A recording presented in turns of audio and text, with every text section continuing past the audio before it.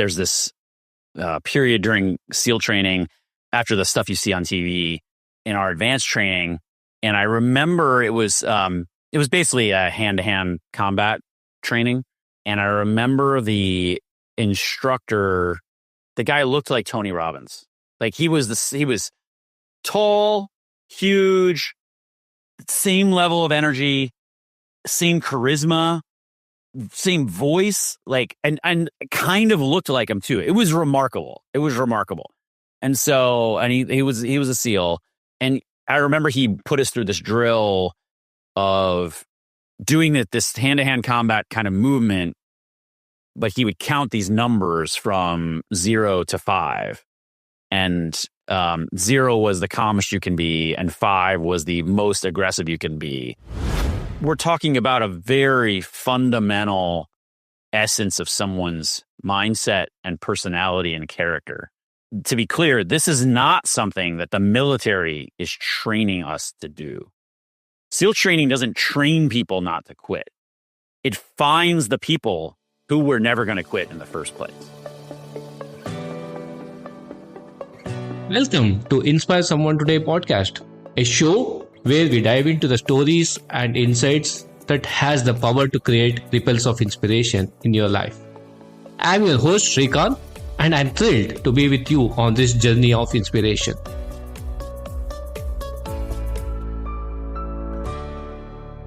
Welcome to Inspire Someone Today, my dear listeners. Imagine this. You're behind enemy lines, leading a mission where every second counts. The stakes, life and death. Now, fast forward, you're in a corporate boardroom, navigating billion-dollar decisions with the same intensity and precision.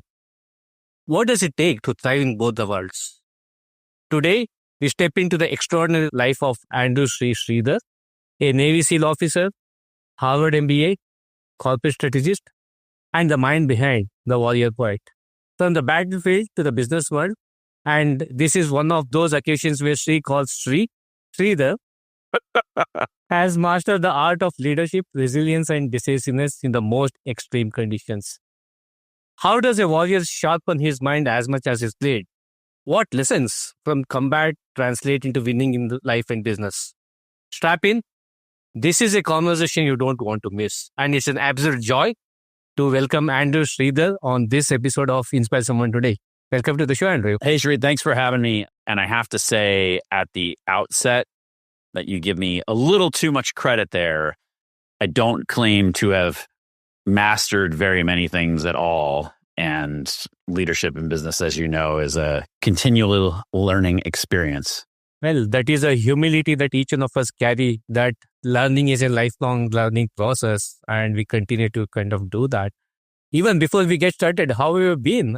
One interesting question thought all of my listeners would have is in your name, Andrew Sridhar. Let's start from there. Sure. My father is from Bangalore. They lived in Chennai for a little while, as well as he did medical school in New Delhi. They spent some time in Mumbai. I think I'm forgetting a place or two. But that was all before early adulthood. And so once he graduated medical school, he went to New York and then met my mom, and the rest is history. And my mom is white, for folks who might see me on video and be wondering. The thing is, his brothers and he, because of, living in different regions and flipping given name and surname, when they moved to the US, for some reason, his brothers and he all decided to keep it in the order it was when they were in India in terms of family name and given name. And so my uncles and my father, on their driver's licenses or passports, they all have the same first name, but different last names, right? Which makes no sense in the American context. So that's how it got flipped. And it's a constant source of confusion and humor in the workplace when I work with Indian folks. Well, definitely that's not what kind of got you onto this particular show. What got my attention was definitely the warrior poet mindset, right? So Tell us a bit more about what was the genesis of this, why the name warrior poet, and how did this come into existence? The warrior poet is a phrase that was implanted in my mind from a relatively early age. I went to the Naval Academy at Annapolis. For those who don't know, this is not basic training. It's an officer candidate program where you are essentially in university for 4 years, but it's a military university funded by the U.S. government to produce officers for the Navy. And it's the same thing as West Point, which a lot of people are familiar with, much to my dismay. No, there's a healthy rivalry there. So being in that environment, which is actually very academically focused and also very focused on being prepared for war and especially leadership in war. I don't know where I first heard the phrase, but I definitely heard it early on in my time at the Naval Academy or became familiar with it. The roots of the phrase are in the Bushido code of the samurai. And the idea is that you can be intelligent and produce creations, maybe art, things like that. You can be a valuable member of the community, but also have this traditionally more masculine qualities of being a leader, being aggressive when you need to, and even at times when you need to stand up for something that's right or defend people, be violent and be effective at that violence. To be clear, I was not saying that women can't lead or anything like that. I don't want anyone to read between the lines there and send you nasty notes there, Sri. And also, I should be clear, the idea of the warrior poet also has parallel roots in other areas. I think the ancient Greeks and the medieval knights also had similar concepts, not just the samurai. And it's a very wonderful balance if you look at it, right? The toughness versus the emotional intelligence, the balance between what you kind of do as philosophy or as discipline versus the self-mastery, right? So how do you kind of strike these balances as you kind of look into this element of the warrior poet? The balance between toughness and emotional intelligence, creativity, boldness. For me, it comes rather naturally. A lot of people would ask me after the military, did you have a tough time transitioning? And that's a conversation for another day. There's tons of lessons learned that I have in terms of that transition, but your listeners are not just military veterans, so maybe we skip that. But they would ask me that question, and my gut response, not that I said it every time, was that I was a normal person before, and I like to think I was pretty normal when I was in the military, just doing a job that is different from everybody else, but I'm still a human person. I didn't turn into some sort of machine. I think people have these weird impressions of what it's like to be in the military and what it does to you. But yeah, so anyway, my joke to them would kind of be like, yeah, like I entered normal, I exited normal. But that's not always true, right? And we are a product of our environment. Plenty of people in the military have PTSD, things like that. But overall, pardon the digression there, that mix kind of comes naturally. I've always been creative. I'm the oldest of 7 children, so family and that emotional side have always been a part of my life. And so, practically speaking, as I've gotten older, I've realized there are tools, though, that we can use to try and strike that balance rather than just waiting for that balance to show up. An easy example would be cultivating mindfulness. The more balanced your mind is, the more you can be intentional about where you want to place your energy, how you want to escalate your energy. There's this period during SEAL training after the stuff you see on TV in our advanced training. And I remember it was basically a hand-to-hand combat training. And I remember the instructor, the guy looked like Tony Robbins.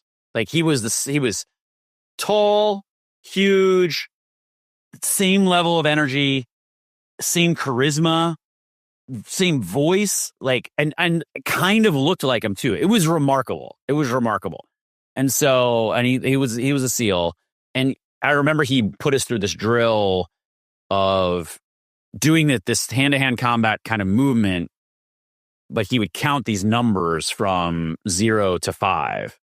And 0 was the calmest you can be, and 5 was the most aggressive you can be, and kind of escalating up and down this scale as we do these movements. It's not rocket science, but then again, this was before the whole mindfulness movement. This is ages ago, I should say, before mindfulness entered the public consciousness. It's been a movement for forever, right? But that was a little bit of a eureka moment for me, and it's always stuck with me, is that we can choose where our energy level is and the quality of that energy, right? By quality, I mean, in simple terms, like happy or angry. And there's a whole bunch of other variants there. And so mindfulness allows us to throttle the level and pick the quality that we want. And sometimes we need to be aggressive, and sometimes we don't. But the problem is, without mindfulness, I'm sure, as you know, Sri, that the impulses we have, the scripts, as Robert Cialdini, the author Robert Cialdini, talks about them, the scripts that we have, they're total impulse, and they're just based upon the habits and we've done before, and the grooves, as he says, like a record, the grooves we've created in our mind. And so, as an example here, if you don't strike that mindful balance intentionally, then you're going to end up angrier than you should be all the time, and at a much higher level, right? And we could go through a zillion other emotions and reactions. Not every day you get an opportunity to talk to a SEAL, and you are one of them. And I can't let go of that opportunity to talk to you about a lot of the stuff that we get to see online, but we never get to have those conversations with the SEAL. One such thing, even before we get there, walk us through your journey of becoming a SEAL. How was it like? How did it happen? Sure. I was on the swim team. I was a co-captain of the swim team, my high school swim team. Funny enough, I'll fast forward a little bit. Even though I was captain of the swim team in high school, swimming with fins, side stroke, in the open ocean in a wetsuit is very different than, swimming events in a pool. And so I went from being, I wasn't amazing. I didn't swim in college. I wasn't so far from being a professional swimmer. But compared to most people, like, I was a great swimmer, right? I went from that to being one of the most challenged swimmers in my BUDS class in SEAL training. BUDS is basic underwater demolition SEAL training. So on the swim team, there was a guy who was a year younger than me and my friends, and we kind of got to know him. But he was a pretty quiet guy. We actually got to know his stepfather more, because his stepfather was volunteering a lot. I guess he retired from the military and had a pretty good work-life balance with whatever he was doing after. So he was around the pool a lot, and we got to know him. And he was a short little guy. Well, he was strong. He was well built, but this short guy with this kind of attitude about him. And somehow we start talking to him, and he tells us he was a Navy SEAL, and kind of, we're asking him about stuff. And the reason I bring this up is because I think that was, even though one of my really good friends and myself had been into the idea of joining the military, especially special operations, being just around that guy, and the fact that he was a normal guy, a dad of one, I think that made it super real for me, right? And so that was really a huge inspiration for me, and motivator, and made me believe that, hey, if this guy can do it, I can do it. I already had thought about going to the Naval Academy or West Point or something like that. And I was fortunate to get into all 3 of the U.S. service academies. The other one's Air Force. But I visited West Point with my dad. I visited the Naval Academy, and there's lots of great things about West Point. Some of my Navy friends will rib me for saying that, for admitting that. But, it's famous for a reason. But ultimately, I think the Naval Academy is the better school. And besides being by the water and a nicer campus and funner experience, and probably more academic as well, to throw in some more reasons, I really wanted to be a SEAL, and that was my number one reason for going to the Naval Academy. It's like all the other stuff doesn't matter. I want to be a SEAL, so I need to go to the Naval Academy. And it turns out, though, that after 3.5 years of working towards this, I did not get a SEAL billet, as they call it, a SEAL spot that they had available for officers from the Naval Academy at that time. A bunch of other great guys got those spots, and I had to go to a ship. I could have flown airplanes, I could have been on a submarine, all kinds of things, but I chose to be on a ship because I knew if I went to a ship that I could do what's called a lateral transfer to SEAL training. And so I busted my butt on the ship to be the best officer I could and to get essentially the milestones that I needed to achieve in order to apply for a transfer. And as soon as I hit that milestone, I already had the paperwork filled out, and I had told my captain that I wanted to transfer, and he was shocked and disappointed, but also very supportive. Wrote me a great letter of recommendation. And but meanwhile, while I'm on the ship, they had a good amount of officers quit from my time at the Naval Academy. And so, funny enough, there was this Discovery Channel documentary. Sorry, I'm going long here, but this is my journey, you asked. So there's this Discovery Channel documentary, and you can still find it on YouTube. I think it was class 234. And it's for anyone who wants to know and get a feel for what that basic training is like, which is the hardest. It is the hardest military training in the world. It's good at putting you in the mindset without you actually being cold and doing all the things. But a bunch of officers quit during that period, which was interesting to me while I'm on the ship in what I call purgatory. Ended up at SEAL training eventually. A couple officers quit ahead of me and who were more senior to me during Hell Week. And so I became the class leader during Hell Week. And just in case anyone's wondering, you do not want to be the class leader because all the eyes are on you. And it's a point of pride for instructors to make the class leader quit. I did not quit. I was never going to quit. And so I could go into more detail, but kind of those are the basics. Lovely. Fantastic. Great to listen to that journey and taking off from there. And what I heard is SEALs train in an environment where failure is a constant. How do SEALs reframe failure? You mentioned about Hell Week. I think for starters, that itself can be a great context setting of how you kind of overcome failures, or how do you reframe failures? Yeah, just to give people some background, Hell Week is not all of BUDS. Basic underwater demolition SEAL training is about 7.5 months once you count everything. And at the end of it, they've only proved you're trainable. You do not even have your SEAL pin at that point. You have to go through another, year and a half of training after that. And even then, you're not even a full SEAL by the eyes of the guys who have been doing it for a while, because you haven't deployed yet and you haven't done training with them yet. So we're talking about a huge journey. So Hell Week is roughly, depending on the time period, the 5th week of basic underwater demolition SEAL training. And it's 6 days of perpetual misery. You run an insane amount of miles in soft sand and boots. You have chafing between your legs that would make Tour de France guys blanch.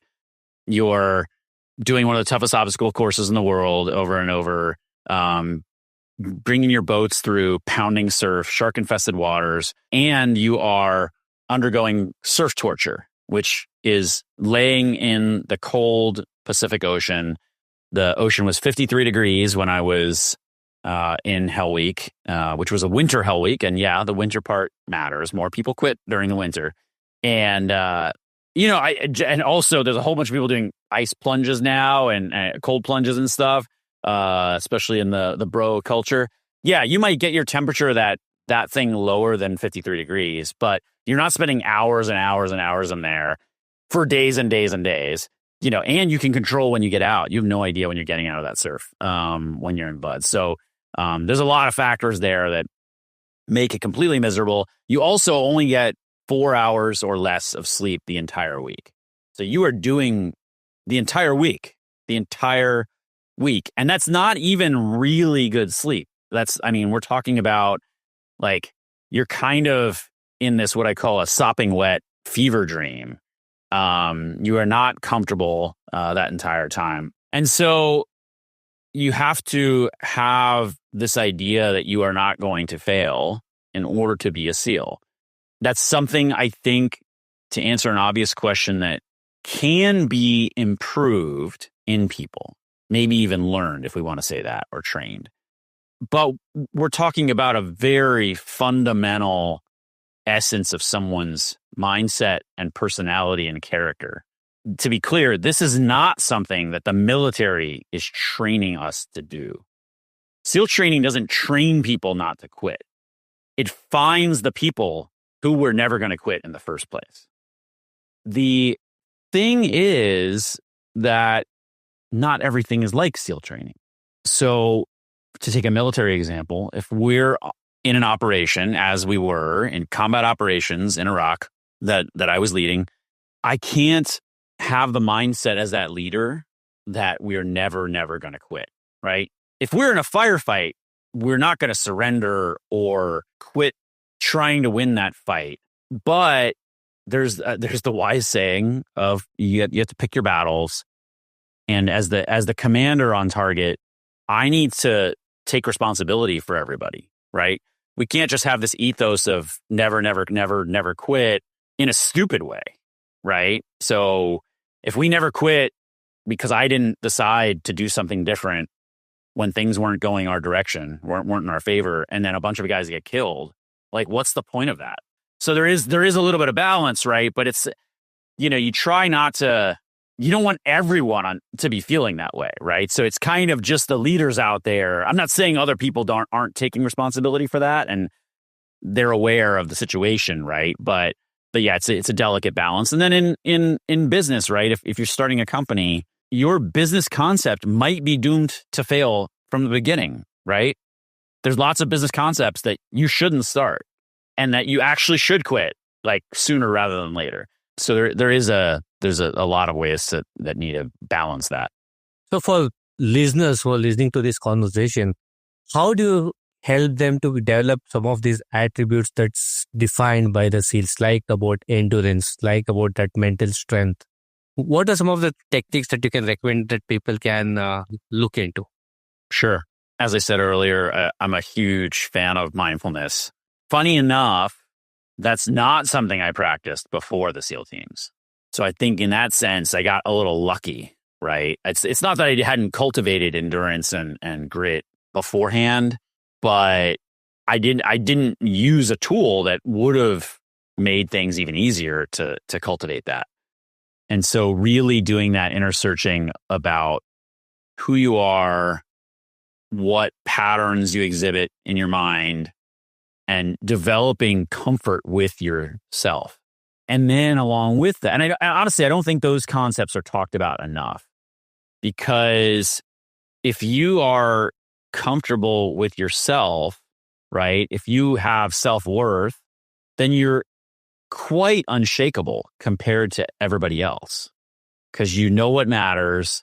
You're not worried about what other people think, and you're willing to do what it takes to be true to yourself and authentic. The other stage of this is the more obvious one, and the thing that a lot of other SEALs and other folks talk about, which is being comfortable with discomfort. And you can start in just little ways. But if you are working out every day, if you're willing to be a little cold at the end of your shower, or things like that, then that has ripple effects throughout other things that you do. And it's not just physical discomfort. You want to ensure that you're able to endure the emotional discomfort of it all. I think more people quit things or don't start things in life because of emotional discomfort, not because of physical discomfort. Interesting you make that point. Very recently, I had one of my guests on the show. he made this point saying, when was the last time you did something for the first time? I like that. I like that. That's great. That's a great reminder to, up the ante on the things we do in terms of being uncomfortable. Yeah. So, Andrew, we've been talking about your entry to the SEALs, some of the techniques that the SEALs do. We'll get into a segment of our conversation, which we call it as the power of 3 round.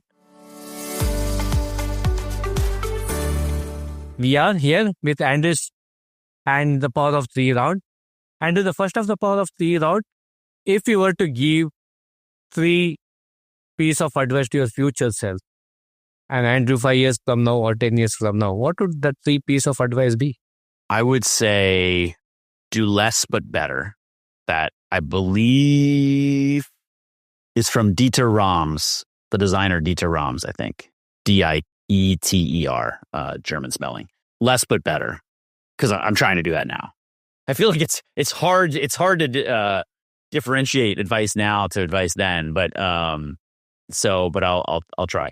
So yeah, do less but better, and that is harnessing the power of focus, right? And delivering quality in a, let's call it a Steve Jobs sort of way. Remember who you are, going back to the authenticity point earlier, and cultivate joy. Wow, nice. The last one is within our control. And I think most people don't understand that. And I wouldn't call myself having reached the level of enlightenment in Buddhism, but it was a real enlightening experience for me once I realized that I could do that. That's a good start. Thanks for sharing that. 3 aspects of the brotherhood code that the corporate world can embrace. The first one is trust. There's a huge lack of trust in the corporate world. I don't think most people in the corporate world have ever experienced anything but what they're living right now.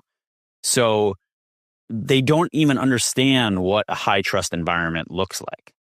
They probably think they've worked for good teams or for good companies where they've had that.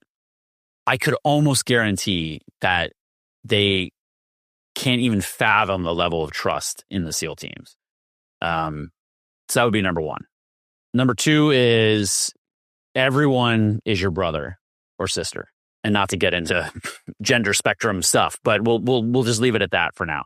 It kind of follows from the trust aspect, but takes it a level further, which is really going above and beyond for your teammates in a way that is selfless, because ultimately leadership is not a title.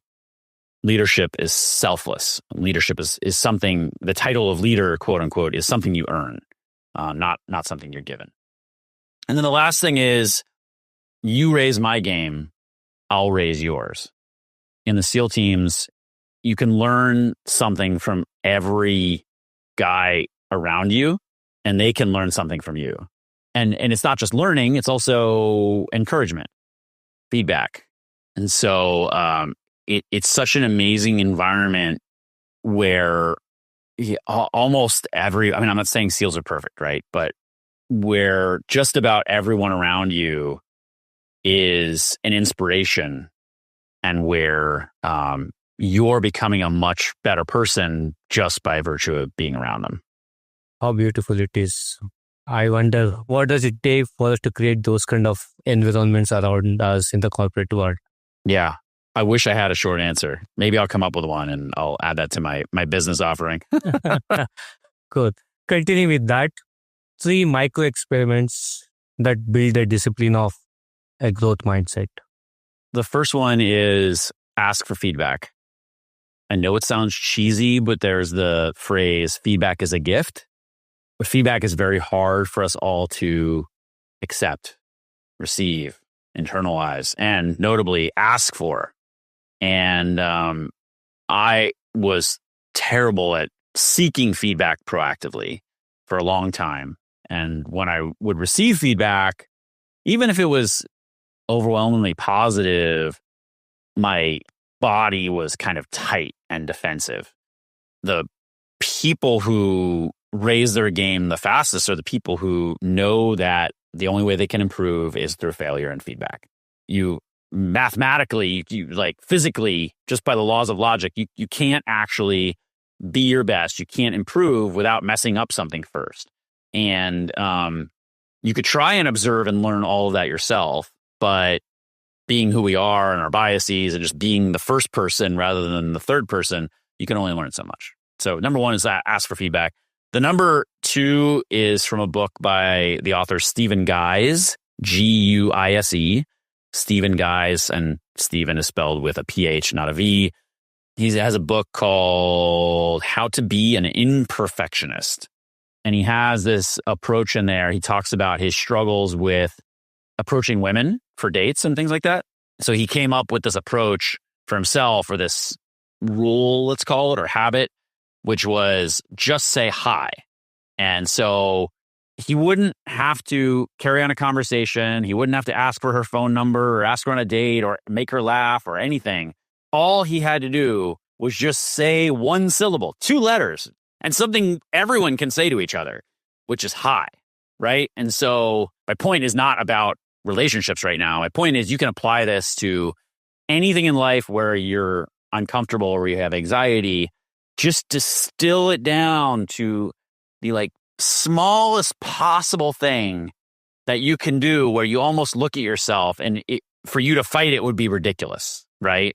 And so I think that approach, whenever I have something where I'm feeling a little stuck or anxious, I come back to that idea. And then the last one is not that it's all about getting up early. There's kind of like morning routine industry fetish it's a whole industry, right? And it's kind of insane how much people focus on it, but people like to focus on things they can control. But morning routines are important, but it is diminishing marginal returns. But in the spirit of micro experiments, I would suggest people try getting up 1 minute earlier and just do that for 2 weeks. And so at the end of 2 weeks, you haven't even gotten up 15 minutes earlier. You've only gotten up 14 minutes early, but it shows that you can make progress, right? And just the discipline of getting up on time that first day and then every day just a minute earlier, because who can't do a minute earlier? And I think people underestimate the benefits you get in a meta sense from that success in improving some area of your life. The carryover effects are great. So the next thing you want to improve will be that much easier because you know you've done something else for yourself, right? But the important thing is for yourself that you've done it. No one told you to do it. It's not for your boss. It's not for something else. And I think that's huge. Yep. Oh, that's a cool one as well. Very cool micro experiment to do. You gave a recommendation in the form of a book, but I'll ask you for 3 more. 3 book or podcast recommendations. Yep. Sure. So I know we're on a podcast, but I don't recommend podcasts for, clarity of thought. To me, it's almost like standing in a thunderstorm a little bit, and there's all this rain coming down, and you can't catch all the drops, but you definitely get an impression, and there's a few little nuggets here or there that you can get from a podcast. And so I do listen to them. I have my own podcast and I'm enjoying being here today, but it's not enough on its own. So the books that I would recommend people read is Search Inside Yourself by, I'm going to probably screw up the pronunciation of his name, but a former Googler named Chade Meng Tan. Search Inside Yourself. The second one is The Art of Thinking Clearly by Rolf Dobelli. It's not as structured as I would like, and I probably need to reread it. I just remember, though, every chapter having some really great insights. Almost every single chapter. And there's some things in there you won't find many places, I would argue. It's very similar in some ways to Shane Parrish's Farnham Street. I don't know if you know that. Yeah. But for people who haven't checked out Farnham Street, sorry, this is an honorable mention here. It's not a book or a podcast. He does have a podcast, but Farnham Street is his blog. and FARNAM Street. The Knowledge Project podcast. Yeah, he's just got so many mental models in there. It's great. And it's not just regurgitation. He has a lot of original thought in there. And then the last one is, so Search Inside Yourself, Art of Thinking Clearly. And then The Untethered Soul by Michael Singer is a great one. And this is kind of a tie, Trace. So I had an honorable mention earlier, and now I have a tie for third, which is The Untethered Soul by Michael Singer. And another one that is kind of similar in my mind, in terms of it's a little bit woo, right, is The Mountain Is You by Brianna Wiest, Wiest. The Mountain Is You. The idea, it's all about self-sabotage. And so for people who check out these last two, they're kind of pseudo-spiritual. I would ask you or suggest to listeners, just get over it, right? Don't obsess about they don't believe the thing I believe, or this is woo, or this doesn't make sense. If you keep going through them and park your kind of spiritual opinions about things, I think you'll unlock a lot of tools. And so either of those, The Untethered Soul or The Mountain Is You, either one, I think is hugely valuable for anyone, no matter where they are. Wonderful. This seems to be good collection. Thanks for those recommendations, Andrew. Well, we have a seal around us, and we can't miss an opportunity to ask this question. The last of the part of the round question for you. What are 3 underrated ways to sustain long-term peak performance? I alluded to one earlier. No, I didn't allude to it. I literally said it, which is you can build joy now. Joy is not a destination. It's a way of living. And there are plenty of athletes and business people who are white knuckling it, as I say, in that they have not found peace, they have not found authenticity, and they are just dealing with a whole lot of trauma.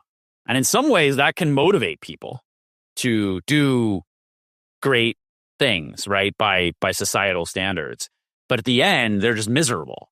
A lot of those people will burn out along the way, or have substance abuse problems, other mental health problems, relationship problems, and make some poor decisions. And so to me, it's a lot harder than to keep succeeding and have that long-term performance without the ability to find peace, heal your trauma, and build some joy inside yourself now. And that's not, I used to have a little bit of a worry that, becoming more calm would be handicapping myself. Like, it's almost like losing your edge, right?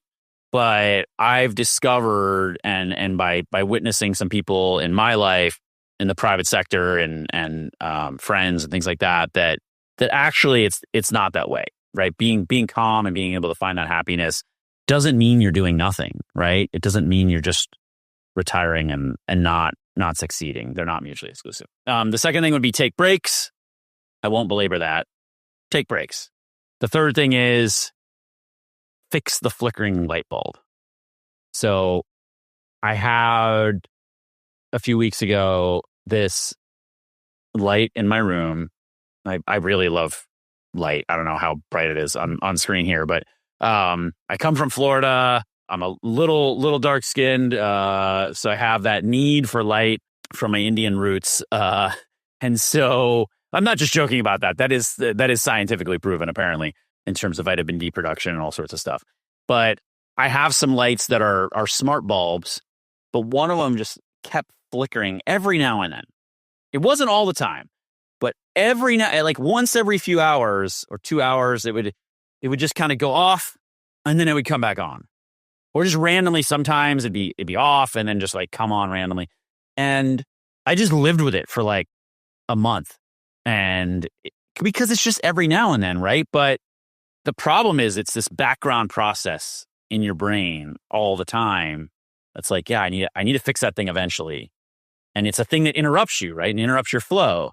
So find your flickering light bulbs. Find the things that you can just nip in the bud and take care of to free up your brain and your energy and your focus and protect that focus so you can actually do your best work.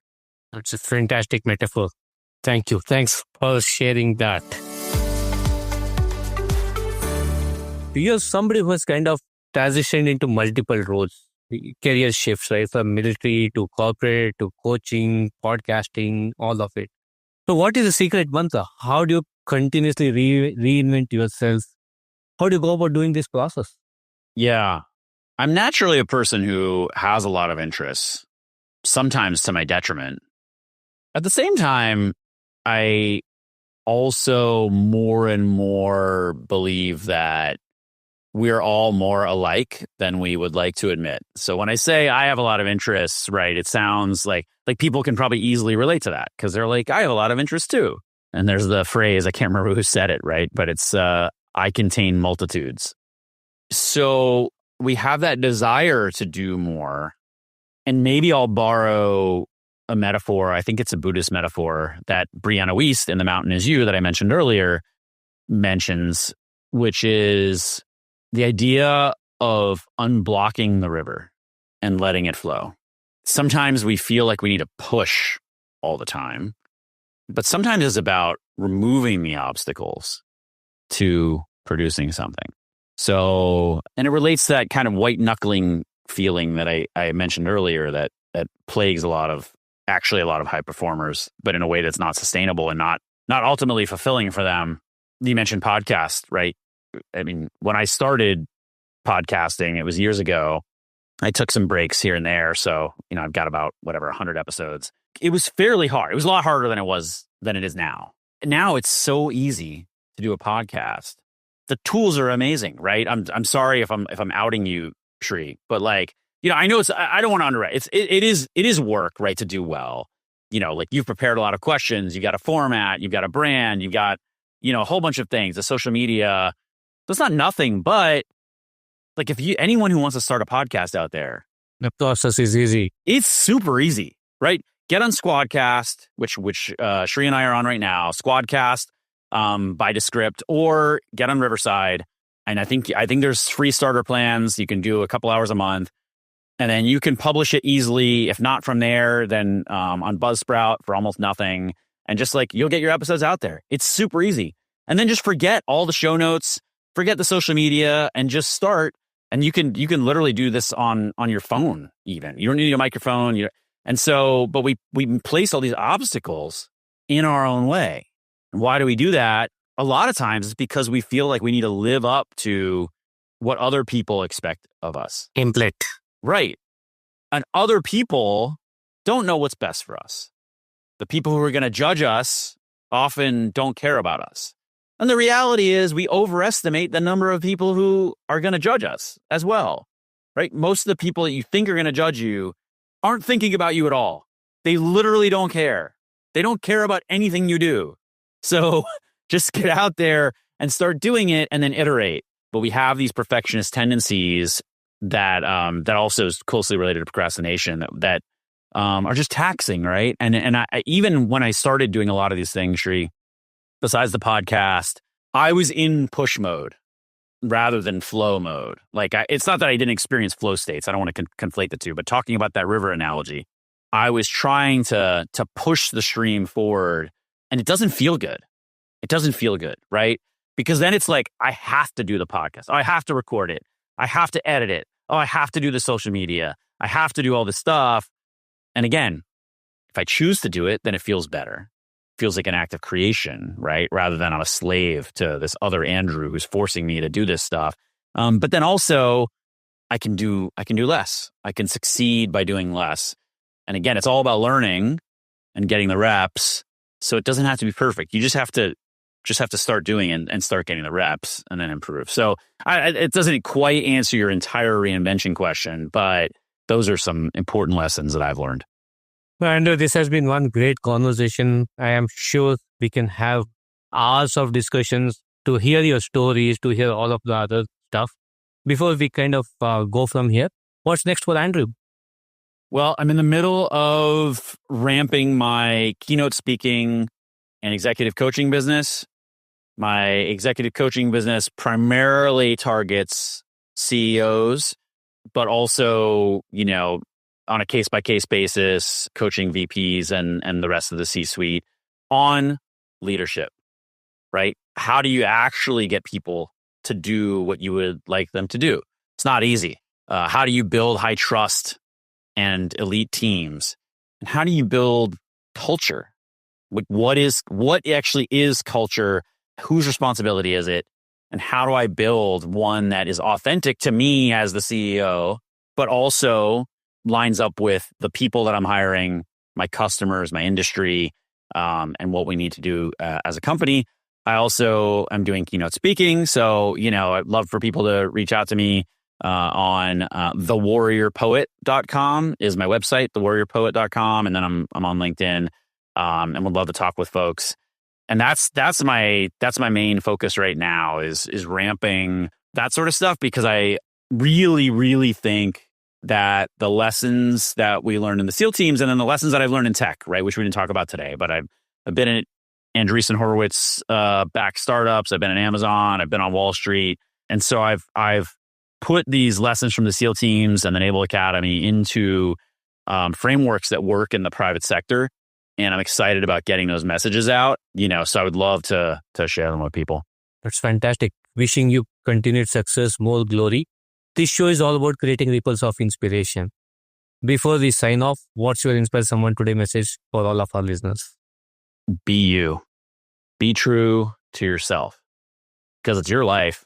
No one else is going to live it for you. And so do it starting today. Be you and cultivate joy. I think I will definitely leave this conversation with those two words, be you and cultivate joy. And thank you so much for taking time and having this lovely conversation. Yeah, thanks for having me. I appreciate it. Thank you for joining us on this episode of Inspire Someone Today. This is Sridhar, your host, signing off. Until next time, continue to carry the ripples of inspiration. Stay inspired, keep spreading the light.